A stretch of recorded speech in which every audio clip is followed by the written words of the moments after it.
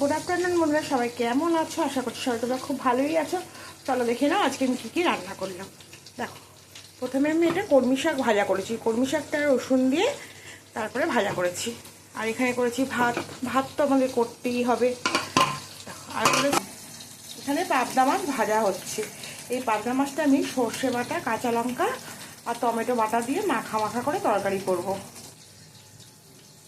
আর করেছি হচ্ছে এখানটা চিকেন কষা। এই চিকেন কষাটা এমনি নর্মালভাবেই হয়, তাও আমি আজকে একটু নতুন নতুন ট্রাই করেছি। প্রথমে আমি চিকেনটাকে টক দই আর সব আদা রসুন বাটা, মিট মশলা, নুন, হলুদ সব দিয়ে আজকে মাখিয়ে ম্যারিনেট করে রেখেছিলাম। তারপরে কড়াইতে তেল দিয়ে পেঁয়াজটা একটু বেশি করে নিয়েছিলাম।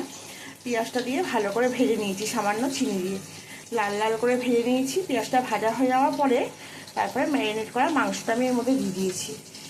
ম্যারিনেট করে মাংসটা দেওয়ার পরে কিছুক্ষণ কষিয়েছি। কষানোর পরে তারপরে আবার টক দই, একটু ছাতু, কাশ্মীরি লঙ্কার গুঁড়ো আর একটু গরম মশলার গুঁড়ো দিয়ে ভালো করে মাংসটা যতক্ষণ না সিদ্ধ হবে ততক্ষণ আমি এটা কষিয়ে রান্না করেছি। আর নামাবার পরে একটু সামান্য ঘি দিয়ে দিয়েছি। দেখুন কেমন হয়েছে আজকের এই মাংসটা। ভালো লাগলে অবশ্যই তোমরা কমেন্ট করে জানিও আমার এই রান্নার রেসিপিগুলো তোমাদের কেমন লাগলো।